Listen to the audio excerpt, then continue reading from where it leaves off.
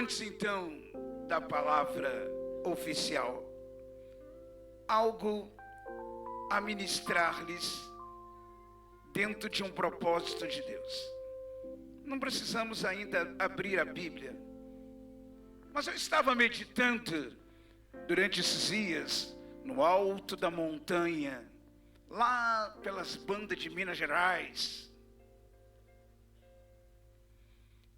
E ali Deus me fazia meditar sobre uma das mulheres mais generosas do Antigo Testamento. A mulher que deu e ganhou milhares. O nome dessa mulher é Joquebede. Ô, Joquebede!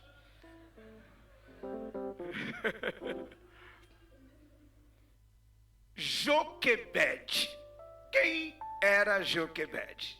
Esposa de Anrão, mãe de Miriam, mãe de Arão e de Moisés. Joquebede, na história profética, foi uma das mulheres mais generosas da história.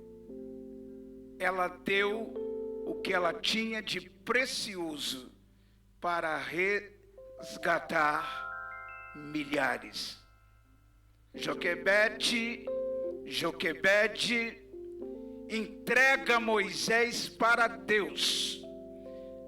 Nos dias, todos conhecem a história do nascimento de Moisés.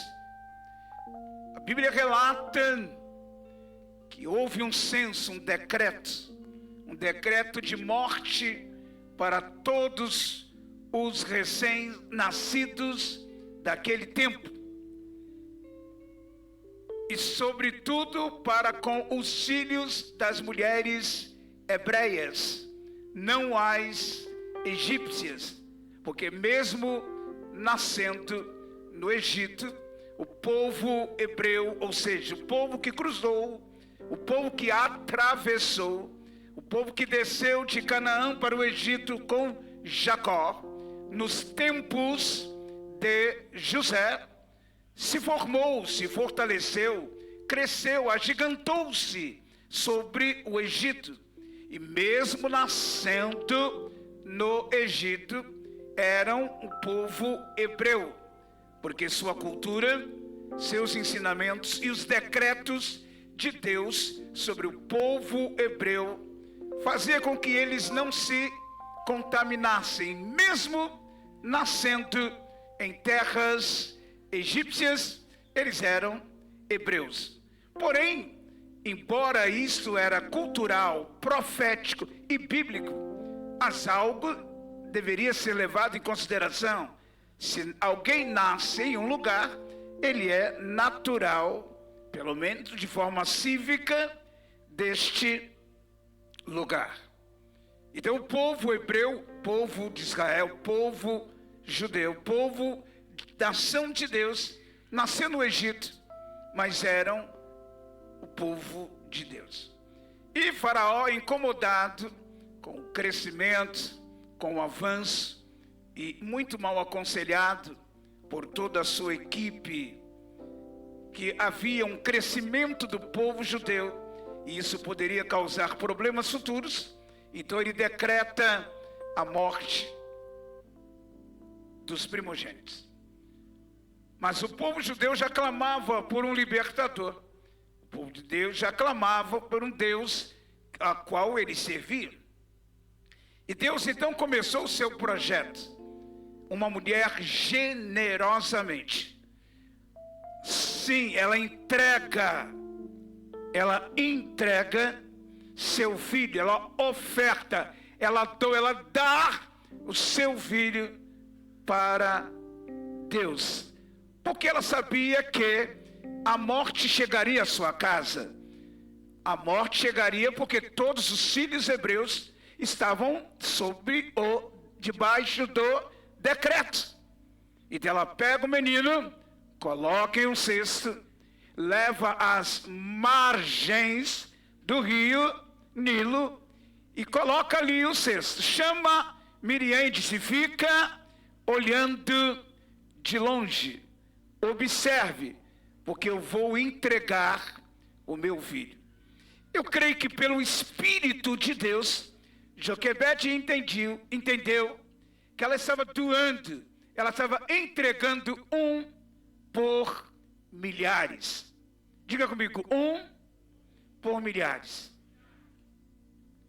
Sabemos, e biblicamente está provado, que ninguém que entrega a Deus, entrega de uma forma absurdamente isolada. Deus recebe com propósito.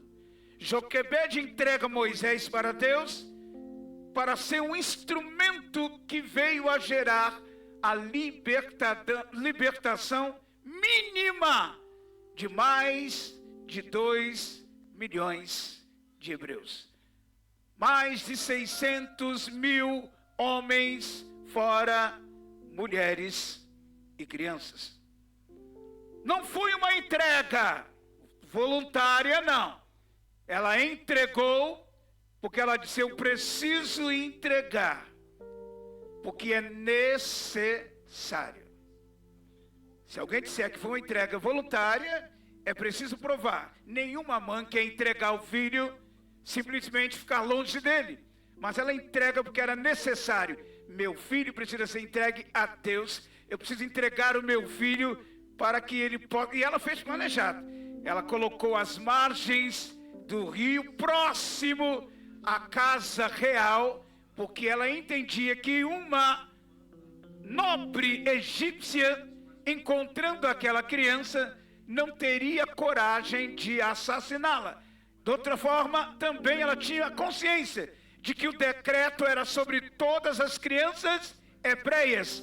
Mas vai que, e ela calculou bem, que sendo alguém da casa real, achando uma criança ainda que hebreia, o rei ou o faraó não decretaria a morte.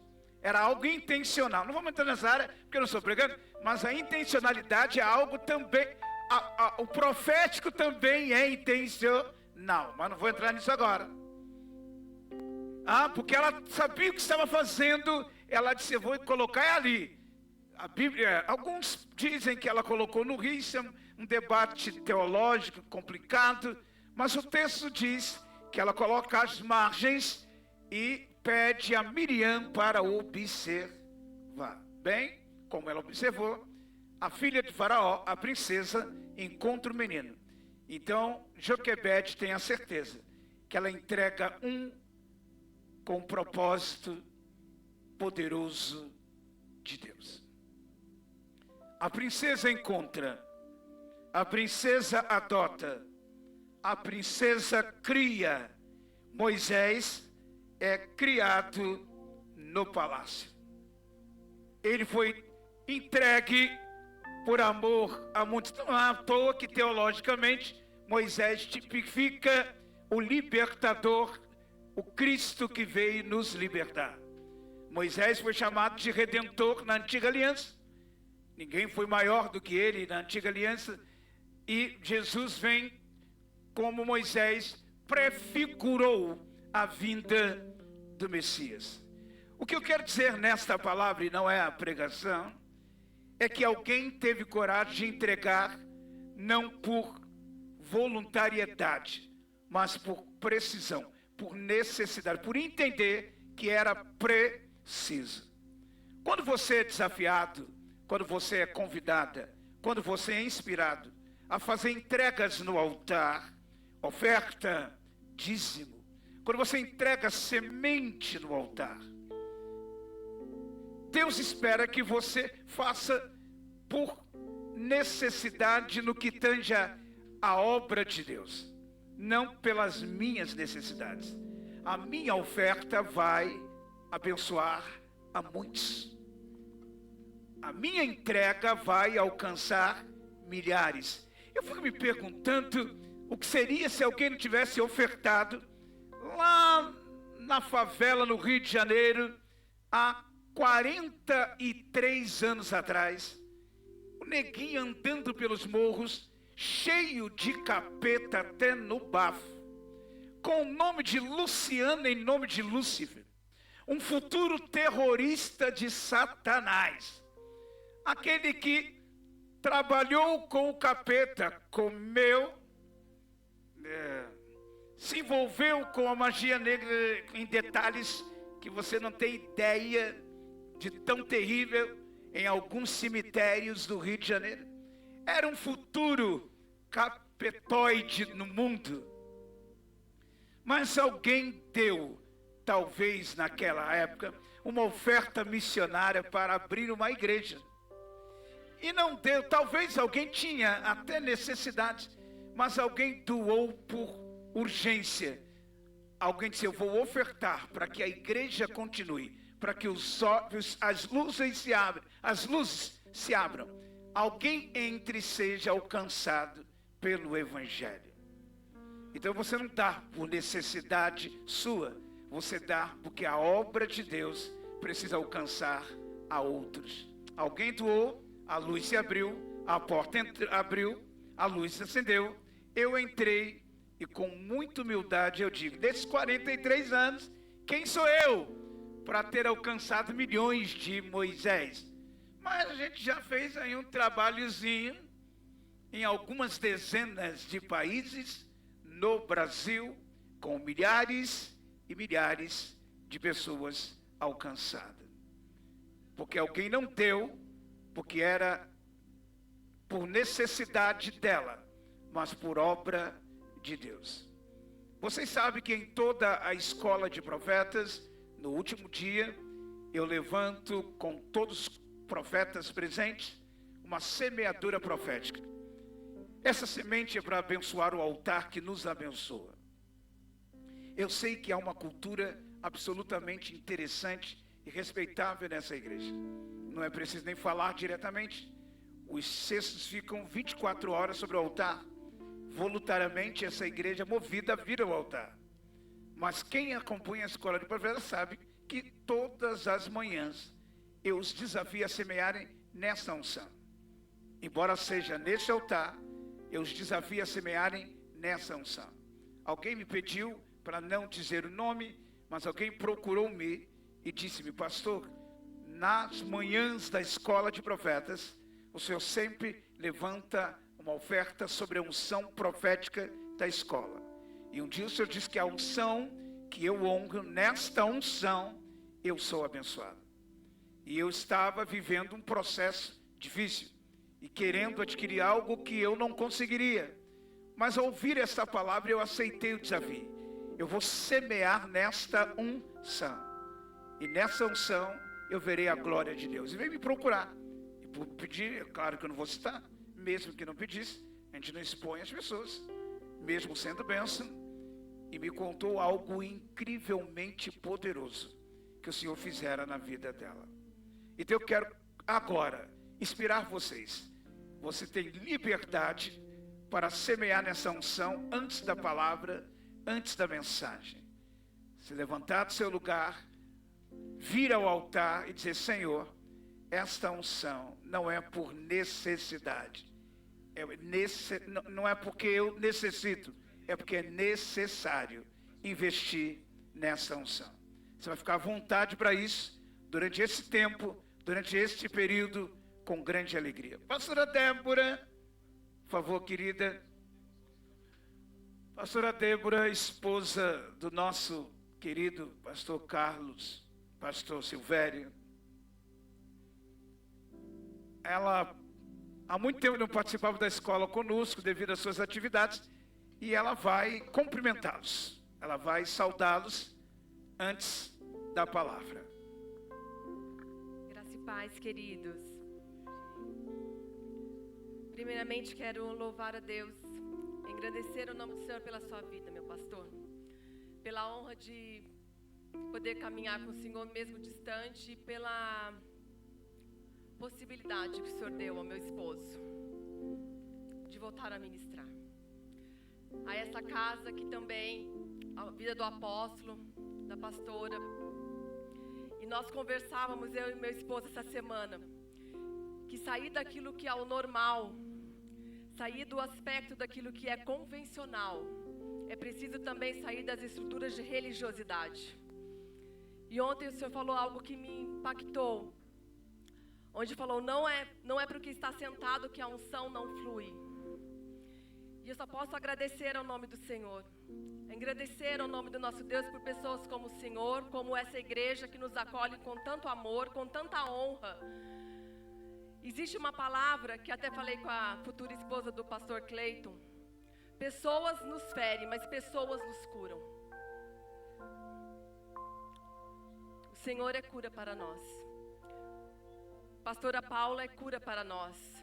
O apóstolo dessa igreja, essa igreja é cura para nós. E se essa unção de cura, cura do coração mesmo, cura da alma, que muitas vezes se transborda em cura física, os irmãos que nos acolheram com tanto amor, vocês são cura para nós, cura para o nosso coração.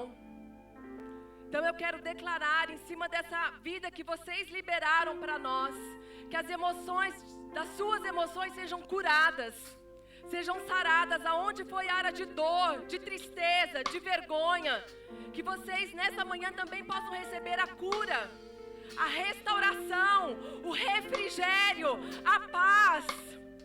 E o Senhor dizendo para vocês, eu conecto pessoas para curar vocês, para que o propósito seja liberado. O propósito não depende das circunstâncias, o propósito depende de corações que sejam abertos.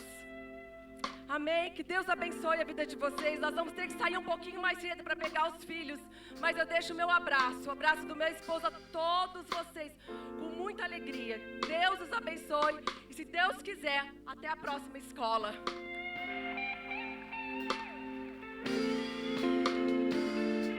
Aleluia! Oh, glória! Minha bispa Nil chegou? Chegou. Por favor, minha querida bispa. Representando as mulheres mais avivadas do Rio de Janeiro. Nossa primeira dama do Ministério Tempo de Graça. Minha pastora, minha abençoadora, minha intercessora, minha amiga, minha líder. Seja bem-vinda mais uma vez. Ela vai saudá-los e adorar. E depois, então, entraremos na palavra. Glória a Deus. Bom dia, queridos. Paz seja convosco. Deixa eu tirar as roupas que já está esquentando, né? Você pode ficar de pé. Estamos agradecidos ao Senhor por estar mais um ano aqui na Escola de Profeta, esse ano edificando altares, construindo lugar para adoração ao Senhor. Que nós possamos voltar para o nosso lar, construindo um lugar de adoração ao Senhor, separando um lugar para altar dentro da sua casa, para você dedicar um momento de oração e adoração ao Senhor. E aqui aprendemos. Estamos há 19 anos participando. E é muito bom sentar para ouvir, porque nós pastores estamos mais falando, né? Ministrando, mas é bom estar sentado e ouvindo e alimentando da palavra do Senhor Jesus. Dá um abraço no seu irmão que está ao seu lado. Glória a Deus. Fala, que bom que você está aqui. Você pode abrir mais um pouquinho para mim? Aleluia. Como já foi dito aqui, estamos feridos, mas não podemos parar. Sangrando, mas não podemos parar, né, irmãos? Porque nós sabemos que a palavra de Deus está se cumprindo e que Jesus, eu falava às portas, mas ele já está na metade do caminho, né, pastor Cleiton? Jesus está voltando.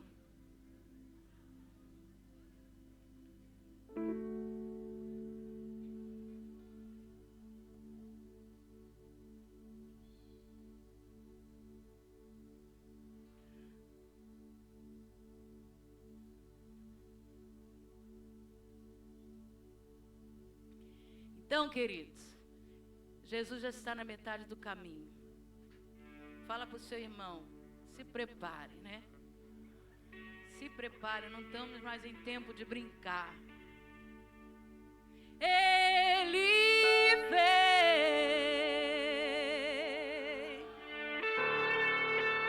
brilhando como o sol, voando sobre as nuvens. A trombeta posso ouvir,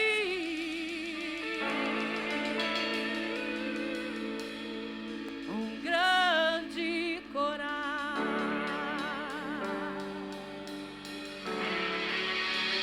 cantando uma canção, dizendo que já vem a salvação. Quando ele chega, a doença não aguenta, vai embora. Quando ele chega, a situação muda na mesma hora. Quando ele chega, quando ele chega, ele já chegou aqui. Quem pediu para ser renovado, seja renovado agora. Quem pediu para ser curado, seja curado agora. Quem pediu para ser transformado, se prepare, se prepare, porque ele vem saltando pelos montes, ele vem, sinta ele aí, ele veio trazendo a vitória, ele veio, já posso sentir, ele veio, sinta ele aí, ele veio trazendo a vitória, ele veio.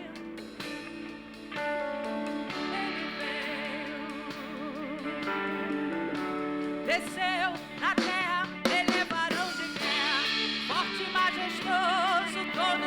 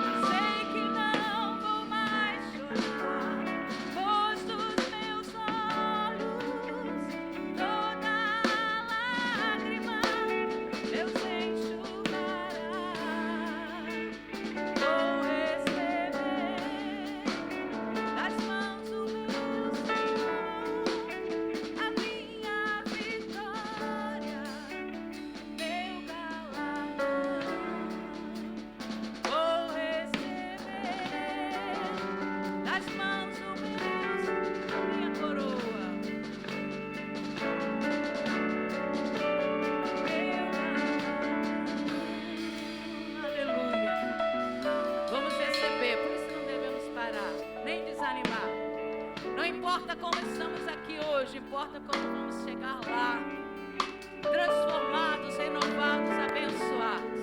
Que o Senhor abençoe a sua vida.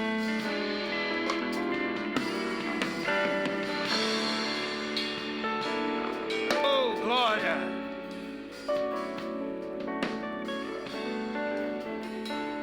Ainda em pé, põe as duas mãos na altura do seu coração. Um hábito que nós pastores temos.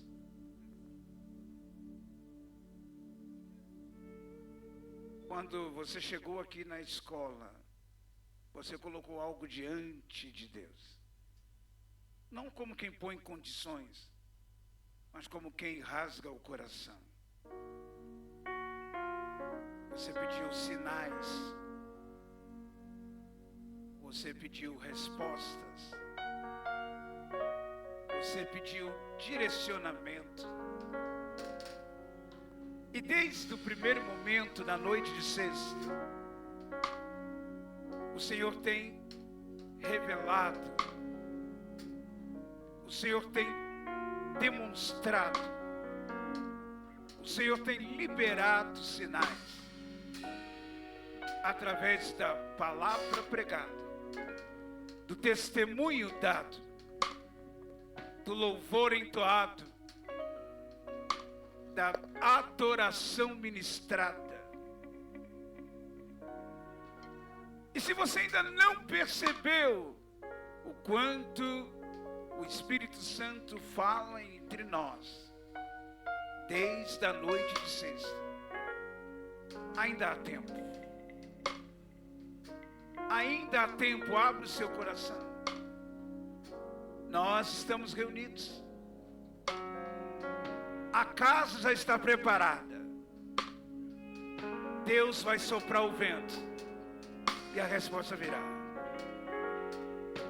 Adore.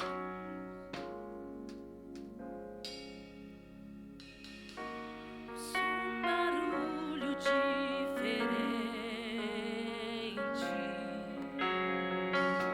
é como um vento veemente.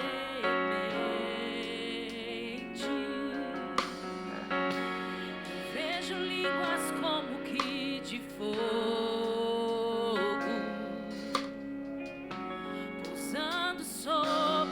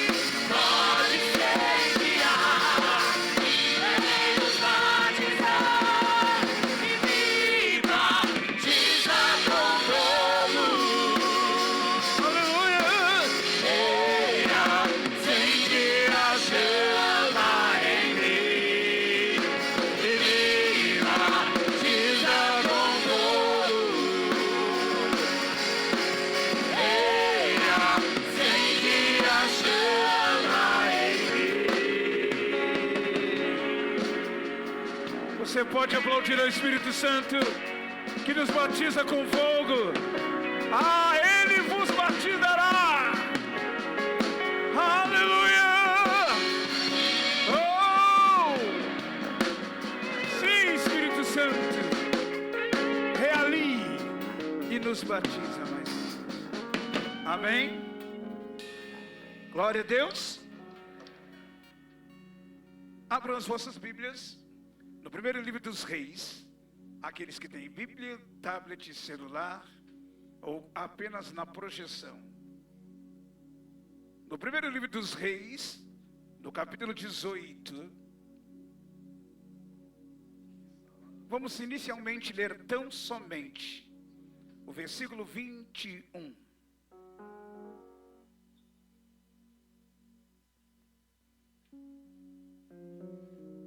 Primeiro livro dos Reis, no capítulo 18, no verso 21.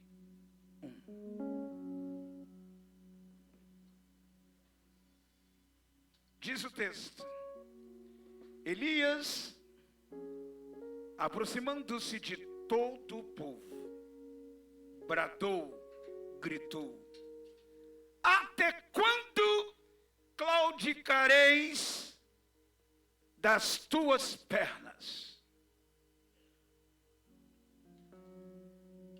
Se Yahvé é Deus, segui-o. Se é Baal, seguiu.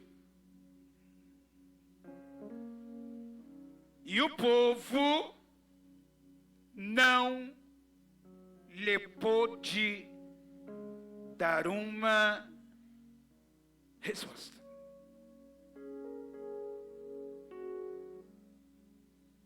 Se Yahvé é Deus, seguiu. Se é Baal, seguiu. E o povo não pôde dar-lhe a resposta. Amém? Tomem assentos, por caridade.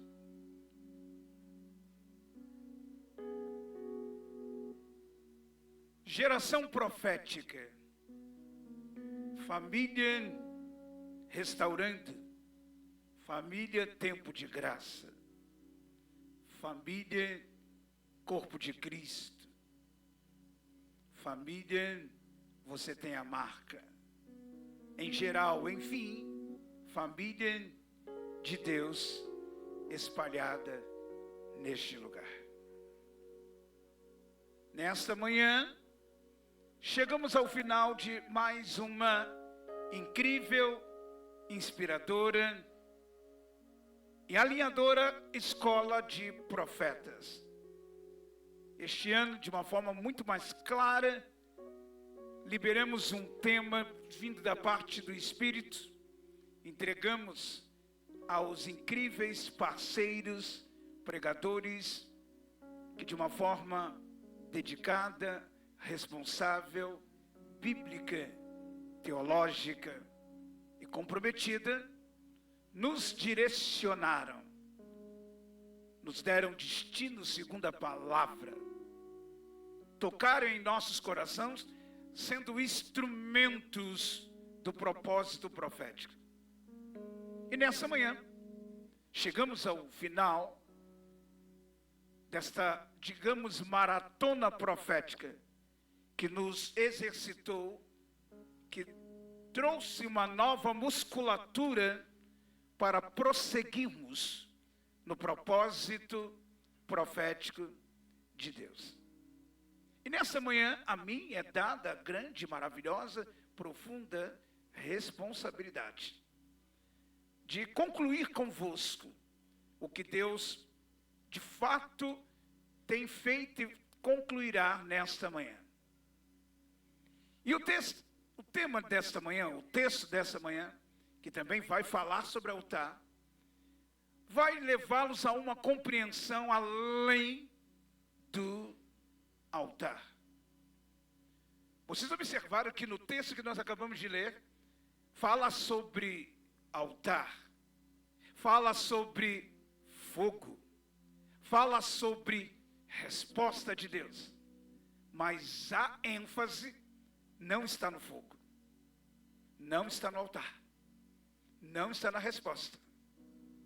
Está na decisão, no posicionar. Porque não adianta altar, não adianta fogo, não adianta firula, não adianta pula-pula, se não há posicionar. Você vai entender nessa mensagem que o desafio do Monte Carmelo não era sobre Deus se revelar como Deus. Eu mando fogo e queimo tudo. Não é isso. Muitos de nós, e não há erro nisso, enfatizamos o desafio dos deuses. O Deus que responde com fogo, o Elias que prepara o altar, todo aquele ritual com sinais proféticos, glorioso, e Deus sendo glorificado, destruindo Baal, destruindo Jezabel, enfim. Mas tudo que ocorreu nesse tempo, nesta época, neste monte, só visava uma coisa: identidade profética. Estava destruída em Israel. Um povo que nasceu para a glória de Deus. Um povo escolhido para Deus. Um povo planejado para Deus, agora está adorando um outro Deus chamado... Não, internet, não. Novela, não. Política, não. Um Deus que agora está adorando Baal. Nós vamos entender de uma forma simples que Deus intervém neste tempo através da geração de Elias, a geração que ele precisa levantar de novo.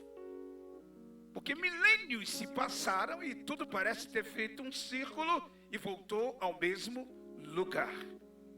E quando nós temos pregadores, igrejas performáticos, só falando de fogo, desça fogo no altar, vamos para o altar, é fogo.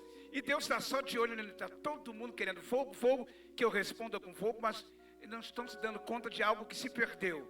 Aquilo que aconteceu em Israel está voltando a acontecer. A perca da identidade profética. Estamos certos de que o fim dos tempos é chegado. Não se pode duvidar. Há sinais de apostasias e do aumento de pecado, de iniquidade, é avassalador no mundo. Há sinais de apostasias, e na Bíblia fala sobre iniquidade. Iniquidade que vem do hebraico avon, não é comigo, é o hebraico, tá? Avon, e do grego anomia, se refere a uma transgressão profunda da lei de Deus. Por isso, Satanás é chamado de o iníquo. O anti é chamado de o iníquo. Porque toda iniquidade é uma transgressão profunda da lei de Deus. Na Bíblia, ela é usada para descrever a prática de atos que violam os princípios de Deus. Quebrar princípios de Deus é o mesmo que praticar iniquidade. Estamos vivendo dias de iniquidades, como nos tempos do profeta Elias. Por isso o Espírito nos leva a recorrer a esse texto, a fim de que internalizemos e façamos uma autoanálise sobre o contexto profético atual. A listagem de alguns sintomas atuais endossam e confirmam essa afirmação. A frieza com relação aos princípios morais dá lugar à influência do espírito de Jezabel na sociedade. Já fiz aqui uma colocação sobre o espírito de Jezabel alguns anos atrás. Não sabia eu que estava pregando para mim, vítima do espírito de Jezabel. Mas tudo bem, a gente sempre faz isso no altar, Deus nos coloca desse jeito. O primeiro a ouvir a mensagem somos nós mesmos, até porque a nossa boca está mais perto do nosso ouvido do que do seu. Elias foi chamado ao Monte Carmelo para um grande desafio. Esse desafio falava sobre o povo. Não, esse desafio falava mais sobre o povo do que sobre Deus. Jezabel havia instaurado o culto a Baal. A nação de Deus agora parece ser a nação de Baal. O rei que foi ungido para conduzir a nação a Deus, agora afrouxa, cede para Jezabel, e agora Jezabel influencia no culto, na adoração. A influência de Jezabel tomou conta de Israel. É impressionante como hoje o diabo tenta engambelar a igreja atual. Achando... Por que o diabo tenta engambelar? Porque a maioria dos cristãos, ou boa parte dos cristãos, acredita que Deus está no controle, que Deus é poderoso, e que não há, se Deus está no controle, não importa quem governa, não importa quem está, Deus está no controle e nós temos que aceitar. Mas a Bíblia mostra claramente o quanto é terrível a influência de um governo satânico. Israel é uma nação que nasceu para Deus. Uma nação que nasceu para o louvor de Deus. O rei e todos os reis eram escolhidos pelo próprio Deus. Mas esse rei faz uma aliança com uma mulher idólatra, prostituta, no sentido da palavra, do contexto daquela época. Ela agora consegue instaurar, ela consegue mudar a adoração de Israel. E você imagina um povo de Deus adorando a Baal. As mulheres não profetizavam mais pelo Espírito de Deus, os homens não falavam mais pelo Espírito de Deus. Todo culto era para Baal, toda celebração era para Baal. Eles conseguiram perverter e instaurar Baal no meio do povo de Israel. Isso, obviamente, trouxe profunda indignação e tristeza ao próprio Deus, porque a nação que ele criou para ele, agora está servindo a um outro Deus. Então, quando Deus levanta Elias, o seu nome já era uma afronta, porque ele já revelava a presença de Deus. Entenda agora o que eu vou dizer. Deus levanta Elias e confronta todo esse esquema de Satanás através da rainha Jezabel, que leva um povo que nasceu para adorar a Deus, agora a adorar a Baal. Elias foi chamado então ao Monte Carmelo para um desafio. O Deus que respondeu com fogo será definitivamente o Senhor sobre Israel. Essa decisão falava mais sobre o povo do que sobre Deus. Deus deixou que eles fizessem esse desafio. Deus deixou que Elias aceitasse esse desafio. Deus deixou que os profetas de Baal e Jezabel fizessem esse desafio. Não porque ele tenha que provar que ele era Deus. Deus não precisa disso. Deus não precisa provar que ele é Deus. Mas ele permitiu tudo isso, porque esse desafio não era sobre Deus, era sobre o povo. Existem desafios que Deus permite, ele nem quer, mas ele permite acontecer na sua vida, porque não é sobre ele, é sobre você. Esta quebra que aconteceu na tua vida, essa decepção que você viveu de forma triste, e que ainda está perguntando por que Deus não me avisou, não é sobre Deus, é sobre você. esse tombo que você tomou não é sobre Deus, é sobre você. Mas como Deus não usou ninguém, como Deus não me revelou, como Deus não acendeu uma luz, ei, não é por aí, Ele podia, Ele sabe. Eu leio a Bíblia, eu prego a Bíblia, eu vivo a Bíblia, como Ele não disse. Assim disse o Senhor, eu deixei. Eu não preciso de aceitar desafio dos deuses, como não precisava aceitar no Monte Carmelo. Mas não era sobre mim, era sobre você. Você está entendendo ou não? Que Ele podia ter intervido? Sim. Que Ele podia ter te revelado? Sim. Que Ele podia ter te livrado? Sim. Mas não é sobre Deus, é sobre você. Ou você aprende com isso, ou você aprende com isso. Havia um povo sem decisão, sem identidade. A pergunta que Deus faz fica muito clara. Até quando? Ele usa o profeta Elias. Até quando cocheareis entre dois deuses? Em muitas versões bíblicas, a palavra cocheareis, aliás, na versão que eu li, que é muito, parece a versão do pastor William, diz, até claudicareis, literalmente parece o pastor William, claudicareis.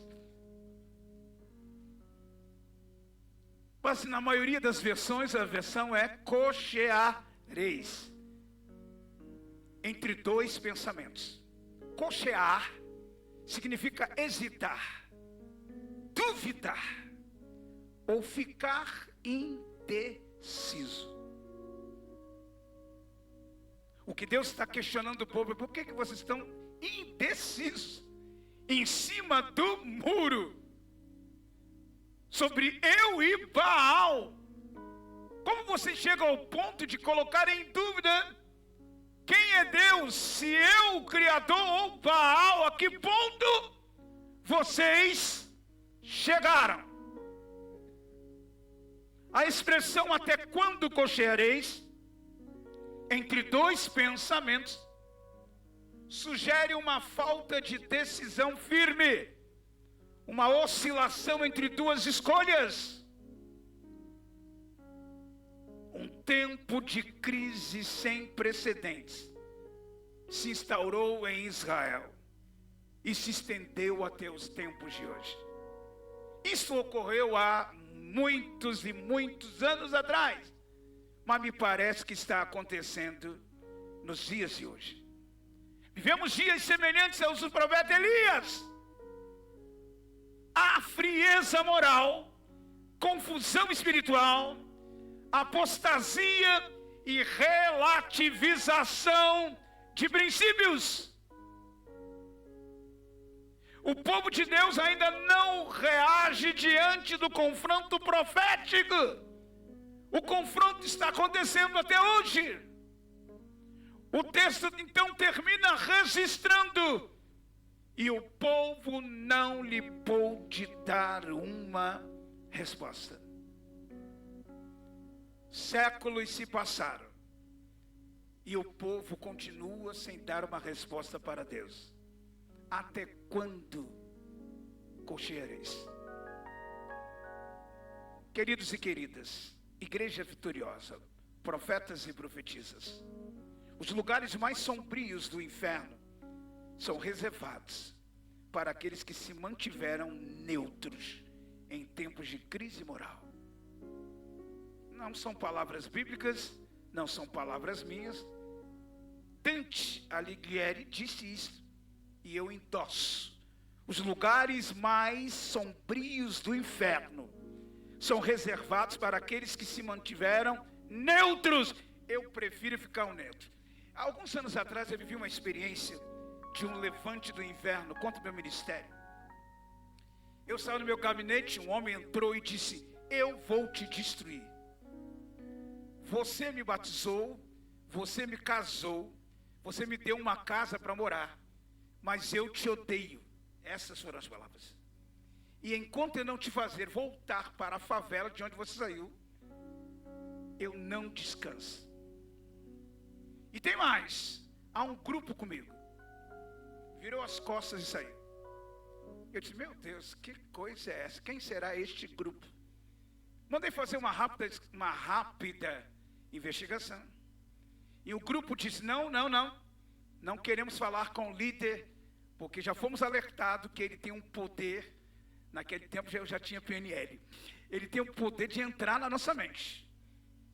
E ele vai usar uma linguagem que vai mudar a nossa cabeça. Estamos proibidos de falar com ele. Um outro grupo disse, não, eu prefiro ficar neutro. Cuidado com o neutro, né, apóstolo? Ou você toma uma posição, mas neutro é do capeta. Deus está mandando direto na tua lata. Eu prefiro não me envolver. Está errado, tem que se envolver. Ou eu não é. Está ou não está. Não entra nesse tal de neutro, vamos dizer na linguagem moderna, no cuidado com os isentões. O bicho está pegando por causa dos isentões. O mundo é sempre complicado por causa dos neutros. Não, pastor, eu prefiro não tomar parte de ninguém, eu prefiro ficar no meio, eu prefiro ficar no meio do muro. Quem fica no meio do muro, cai junto com o muro. Então o povo de Israel, adorando a Baal, alguns ficaram no cima do muro, indecisos. Por isso a palavra cocheareis. Até quando ficareis indecisos? Nem com Deus, nem com Baal, nem na igreja, nem no mudão, nem com o pastor, nem com o capeta, nem com a esposa, nem com o cão. Esse tipo de posicionamento não é um posicionamento de um povo profético. Esse tipo de posicionamento não é um posicionamento da igreja profética. A igreja profética tem posição. Quem lava as mãos e fica no meio é Pilatos, vai morrer desgraçadamente. Isso é sinal claro de uma crise de identidade. Porque quem sabe quem é, tem posicionar. Se você não sabe, se você vive no muro, se você vive na indecisão, você ainda não sabe quem... Aliás, você não sabe, mas eu sei quem você é. Frouxo, falsa, hipócrita. Você ainda não sabe. Deus requer uma posição, santo ou profano, quente ou frio, sim ou não, céu ou inferno.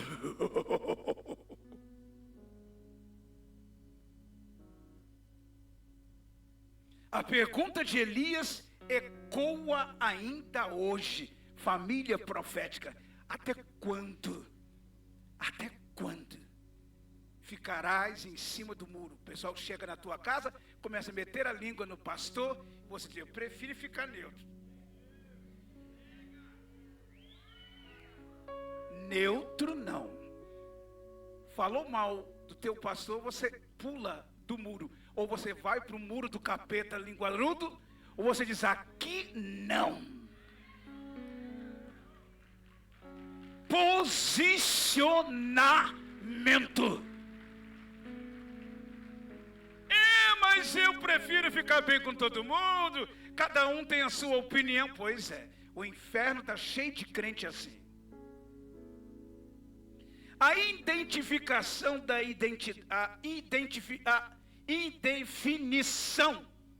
da identidade espiritual é uma epidemia secular e, por que não dizer, milenar. Geração cheia de perguntas, mas vazias de respostas. Pais sem direção, professores sem autoridades, pastores sem voz. A identidade espiritual é quem você é em Deus, e não o que você faz por Deus. Sua identidade é maior do que qualquer performance, qualquer habilidade, qualquer capacidade que você tenha. Você vai ver muita gente boa, pregadores incríveis, performáticos poderosos, queimar nos quintos dos infernos. Porque não é sobre performance, é sobre identidade em Cristo. Então, quem você é? A quem você serve? A Deus ou a Baal?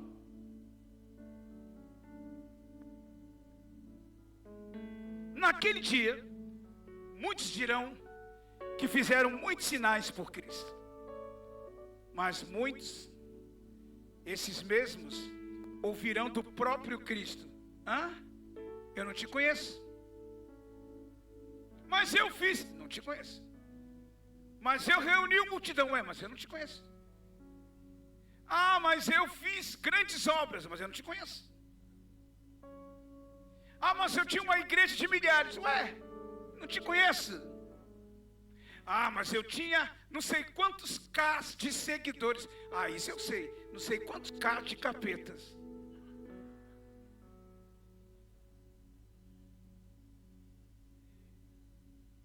Porque eu não te conheço.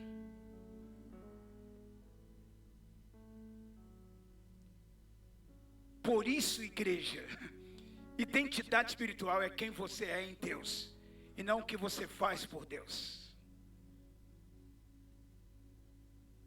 Porque se for por fazer, graças a Deus, eu estou brilhando entre os melhores aqui. Porque eu já faço há 43 anos e não estou com nada. Porque não é sobre o que eu faço, é sobre quem você é. Em profeta. Em profetiza. O ponto alto da história de Elias foi a luta que viveu com Jezabel. É fato. O espírito de Jezabel ainda opera.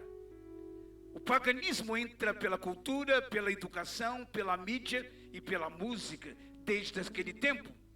Jezabel representa uma influência que tenta apagar a identidade de Israel. A ira de Deus, posicionamento de Deus, a interferência de Deus não foi por causa de outra coisa, senão porque Israel estava perdendo a identidade profética. Deus nos preparou durante toda essa escola. Deus nos fez rever os altares. Deus nos fez reorganizar os altares para hoje, no final da escola, dizer qual é a sua identidade profética. Jezabel representa uma influência que tenta apagar a identidade profética de Israel. O espírito de Jezabel não só representa assassino de profetas, mas também destruidor de identidade em Deus. Há o espírito de profeta de Jezabel operante no país e no mundo atual. E tem muita gente focada, dizendo que Jezabel está atuando porque está matando o profeta. Ele está desviando o foco. Ela não está atuando porque está matando o profeta. O Espírito está atuando porque crente está perdendo a sua identidade profética. A nação escolhida e ensinada a adorar, a servir ao Deus eterno, repito, estava quase que completamente adorando a Baal. Jezabel, como esposa do rei, tinha posição de influência, e em sua má influência, levou Israel a adorar a Baal e colocar o Deus vivo na neutralidade. Cocheareis, estou em dúvida, isso é ponto neutro. Quando você põe na neutralidade, você diz, deixa na neutralidade. É e não é, tô e não tô, vou ou não vou, sou ou não sou. Estamos sendo formados por um sistema que anula a nossa fé e nos torna neutros espirituais. Não há nada mais desgraçado na vida de um cristão do que a neutralidade espiritual. Você não é neutro espiritual. Você tem uma posição em Deus. Você é luz do mundo, sal da terra, verdade de Deus.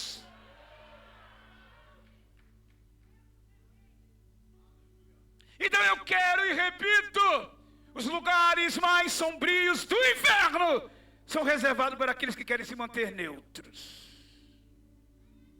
É isso aí, minha linda. O povo estava pior do que a prostituta Raabe. Escute essa. Segura essa. Pega aí, santo. Pega aí, poderosa do coque. Povo da metralhadora da língua. Segura aí. O povo estava pior do que a prostituta Raabe. Ui! Nós conhecemos a história da prostituta Raabe. Morava em cima do muro de Jericó. Olha onde ela morava. Ela morava em cima do muro. Em cima do muro de Jericó. Ela morava nos limites. Ela morava em cima do muro de Jericó. Mas não ficou em cima do muro. Ela morava, mas não ficou. Você pode estar no mundo, mas não precisa ficar no mundo. Você pode viver no sistema, mas não ser o sistema. Então ela morava em cima do muro, mas não ficou em cima do muro na hora de se posicionar por Deus. Aí uma prostituta que não falava línguas estranhas, uma prostituta que não tinha feito teologia, uma prostituta que não tinha feito nada como cristã, ela estava se convidando, mas ela sacou na hora, opa, eu preciso decidir por Deus. Ela toma uma posição de defender os homens de Deus e de ficar por Deus. Era prostituta, mas quando a situação exigiu uma decisão e posição por Deus, ela não ficou em cima do... Você entende como tem crente que é pior do que uma prostituta? Porque ela era prostituta, mas não duvidou na posição. É para Deus, eu tomo uma posição. E você, santo? Qual é a sua posição? Eu já esperava, pastor. Eu sei que toda escola de profeta, lá vem uma reta no final para destruir tudo. Se esse é meu papel, me desculpe, eu vou continuar cumprindo o meu papel. E não pense que vem falar como santo dos santos, não. Eu já disse que eu sou preto, mas não sou São Benedito. Estou convicto de que talvez o maior pecador aqui sou eu. Mas eu preciso te dizer que vim como voz profética. Você não vai terminar esta escola sem antes alinhar com o altar. Deus usou o pretexto do altar para te dizer que o propósito é posicionamento. Está na hora de se posicionar. O povo de Israel estava sem posicionamento entre Deus e Baal. Uns adoravam a Deus, outros Baal, e havia o pior, os neutros, caminhando para o fim. O Senhor levanta um profeta como Elias para destruir a crise de identidade de Israel. Nessa manhã Deus está dizendo, eu vim para dizer, eu vou fazer a minha obra no vosso meio e vou começar destruindo a crise de identidade. O Senhor levanta o profeta Elias, mas Ele está levantando você. O problema não era só o altar quebrado, era a ausência da decisão. Elias entra, depois que eles clamaram o dia todo, nada de resposta, e não teria mesmo. Elias entra e arruma o altar. Isso é claro que é profético. Altar quebrado, Deus não desce. Altar quebrado, Deus não responde. Isso é didaticamente profético. Mas havia um propósito maior. O problema não era o altar quebrado, era a ausência de decisão. tudo que ocorreu nesse desafio no Monte Carmelo visava só um propósito: meu povo tem que sair de cima do muro. Mais do que a edificação de altar, a Baal era a falta de decisão em servir a Deus. Precisamos de profetas e profetisas que restaurem o altar e a identidade espiritual da igreja de hoje. Porque a igreja está perdendo a identidade. É por isso que temos que nos preocupar com os tipos de altares por aí. Tem muito fogo estranho em altares estranhos por aí. Altar não é palco. Palco você apresenta, altar você se apresenta. O fogo do Espírito Santo só desce quando o altar é restaurado. O texto diz em 1 Reis 18, dos versículos 30 ao 38, uma coisa muito interessante. Elias então convoca todo o povo: achegai-vos a mim todos vós. E se aproximaram dele, e Elias recompôs o altar, consertou o altar que havia sido destruído. Isso diz o versículo 30 do capítulo 18 do primeiro livro dos Reis. E no versículo 37 diz: agora, pois, responde-me, ó Senhor, atende para que este povo reconheça que só tu, ó Senhor, és o Deus, e fazes o coração do povo retornar para ti. O povo já não estava com o coração em Deus. Você está vendo que a questão não era fogo. Tem gente: eu quero fogo, fogo, fogo, fogo. Primeiro cria vergonha na cara, depois cai fogo. Porque esse negócio de um dia na igreja, um dia no mundo, um dia com o pastor, um dia com o diabo, um dia com Deus, um dia... Primeiro toma posição. Fala em culto de fogo, o pessoal tem um fogo que não é de Deus. Mas fala em tomar posição. Ninguém quer tomar posição. Ninguém quer sacrificar. Ninguém quer pagar preço. Ninguém quer obedecer.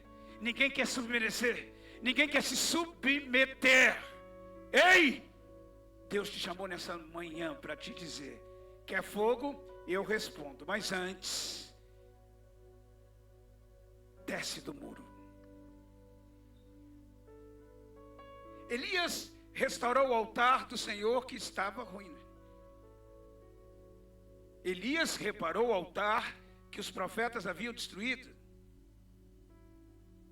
Então ele clamou ao Deus vivo e Deus respondeu com fogo. Embora o sinal de Deus respondendo com fogo e destruindo o altar de Baal e os profetas de Baal, o propósito era desfazer a crise de identidade. Há um propósito por trás de tudo isso. Temos muita gente que foca ou enfatiza mais o fogo no altar, sem a verdadeira identidade profética.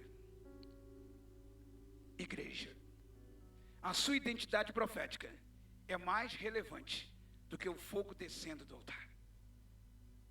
Então, antes de ficar fissurado por fogo no altar, antes de ficar fissurada por fogo no altar, primeiro dedique-se a tomar a posição, a sua identidade profética.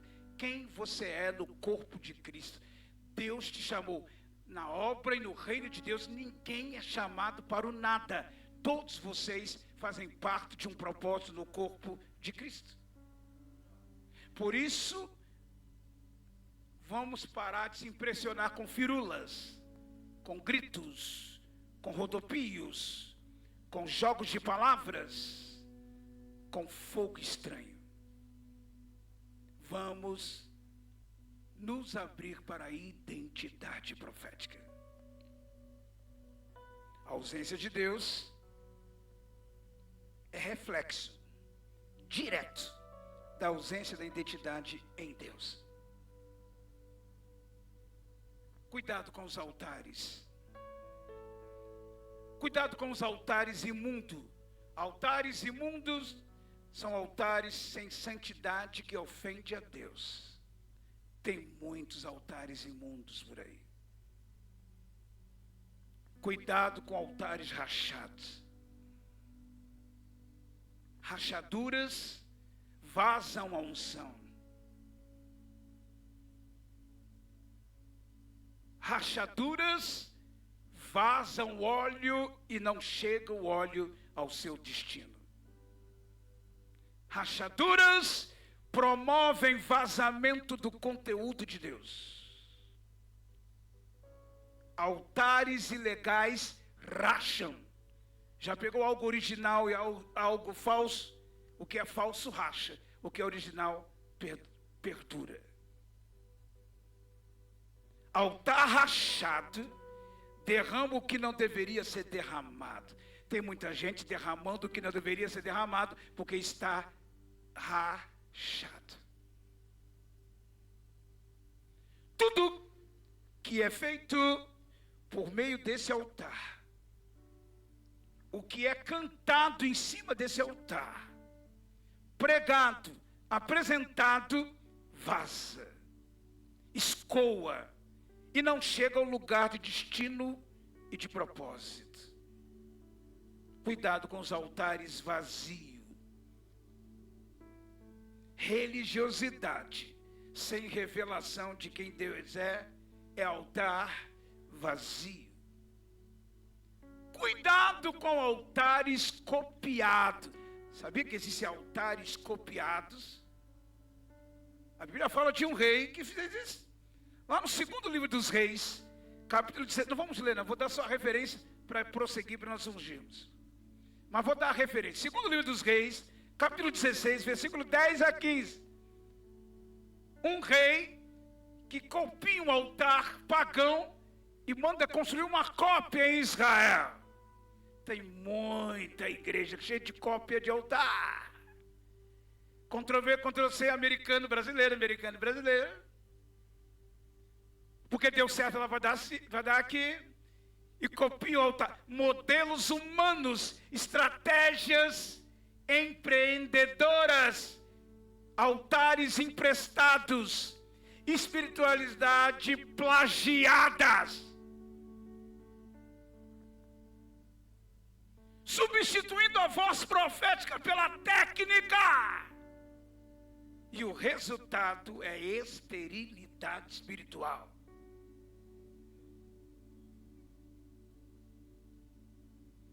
A diferença entre dom e unção é gritante.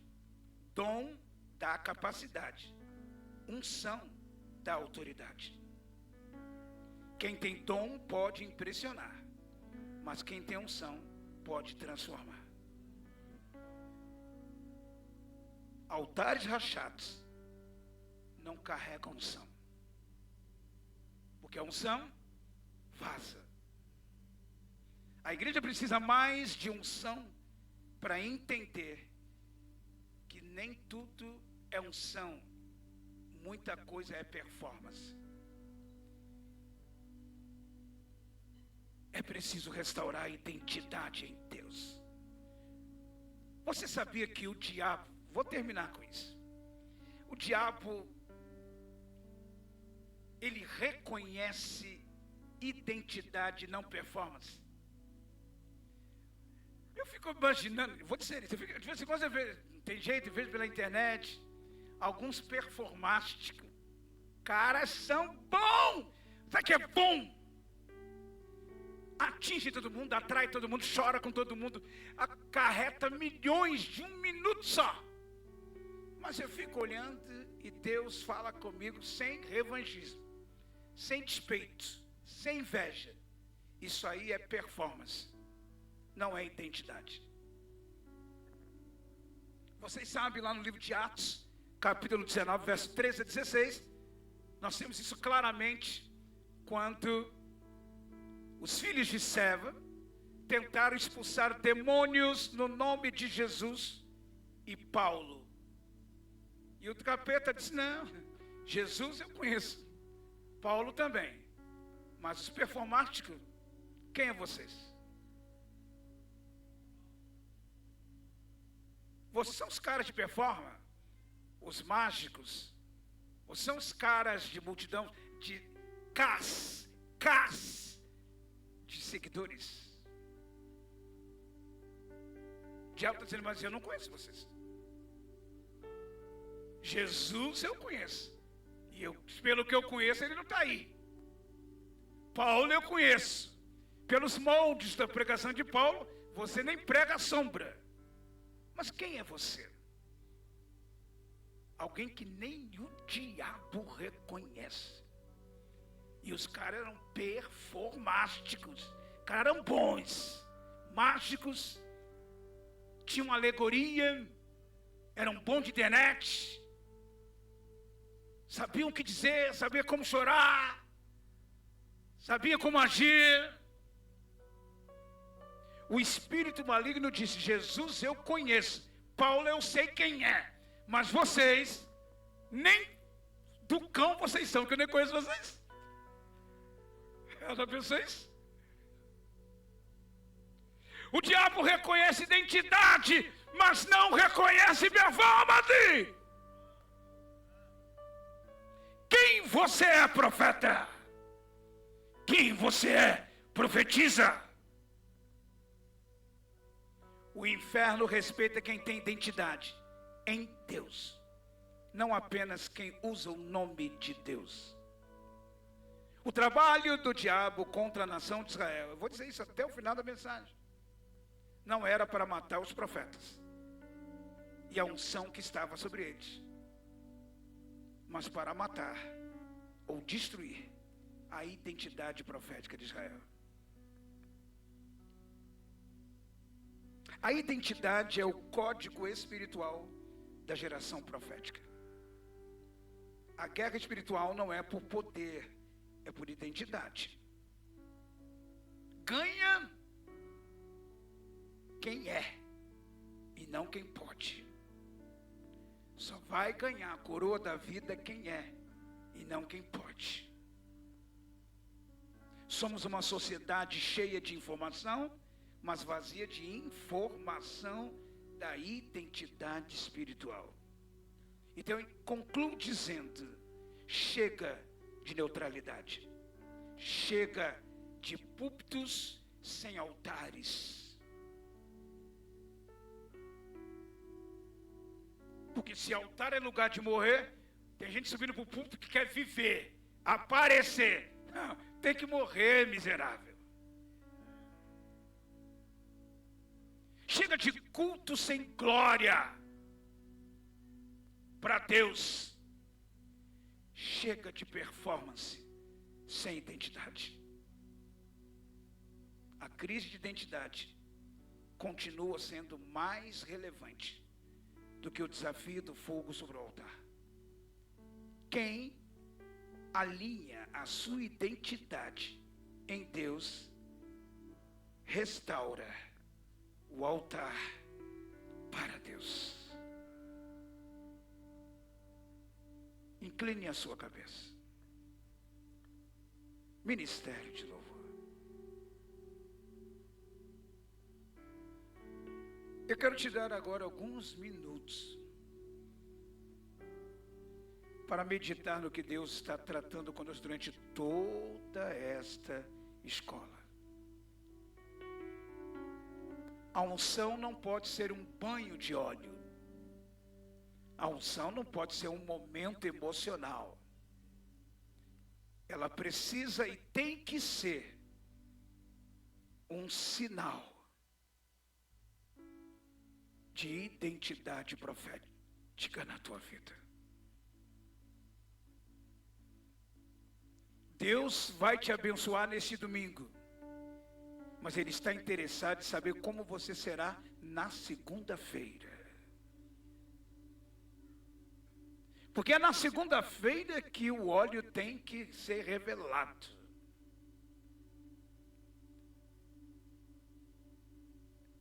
É na segunda-feira que Deus quer te usar. Então está na hora de você entender que o altar é só um caminho. O altar é só um meio. O propósito é a identidade. quem você é em Cristo. Desça do muro. Quem você é no Senhor, saia do muro. Espírito de Deus, continue ministrando nas nossas vidas. Espírito Santo, venha sobre nós. Mais do que o óleo que será deitado sobre as nossas cabeças, queremos a reafirmação, o renovo, a consolidação da nossa identidade profética. Senhor, eu rogo que homens e mulheres que serão ungidos nesta manhã também recebam a renovação da sua identidade profética. E os que estavam enfraquecidos sejam fortalecidos. Os que estavam marcando a data para desistir, reanimem-se no Senhor. Os que já estavam entregando os pontos, achando que é o final, entenda que é o final sim de um tempo e o início de um grande e poderoso tempo. Deus levanta discípulos, discípulas, líderes, profetas, profetisas, uma geração poderosa em ti, derrubadores de altares rachados, restauradores de altares com unção profética. Vai ficando em pé onde você está, igreja viva. Vai ficando em pé onde você está, filho do homem. Vai entrando. Vai entrando. Vai adorando.